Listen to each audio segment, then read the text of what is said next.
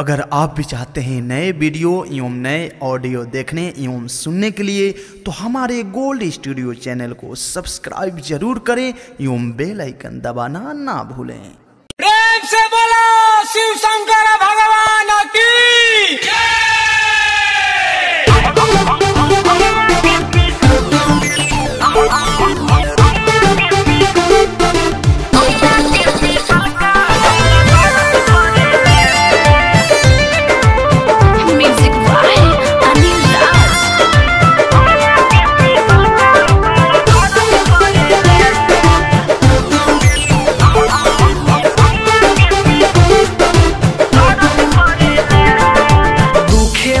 कलैया काम ना हरद करेला, दुखे मोर कलैया काम ना हरद करेला। भंगिया के पिसल का बड़ा दर्द करेला, भंगिया के पिसल का बड़ा दर्द करेला। ऐसन दशा केहू नहीं मरद करेला, ऐसन दशा केहू नहीं मरद करेला। भंगिया के पिसल का बड़ा दर्द करेला, भंगिया के पिसल का बड़ा दर्द करेला।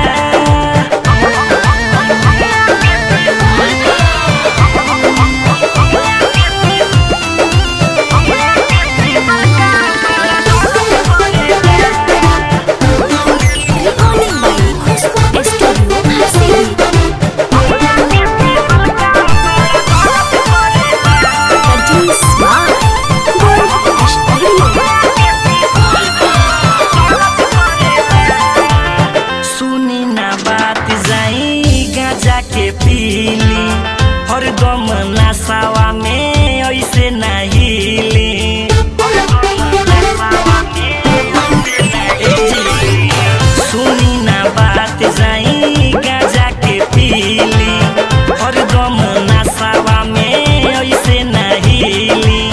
सिलवट पर भनिया नाहे घिसाई दर्द करता मोर कलाई। रौराई है रहन से मोर जीवा जरेला, रौराई है रहन से मोर जीवा जरेला। भंगिया के पिसल का बड़ा दर्द करेला, भंगिया के पिसल का बड़ा दर्द करेला।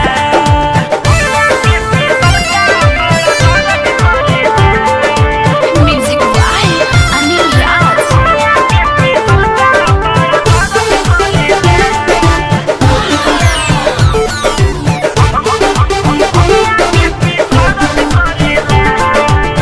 मिर्गा के छाल पर आसन रमाइले, देहिया में भसमी भभूति लगाइले।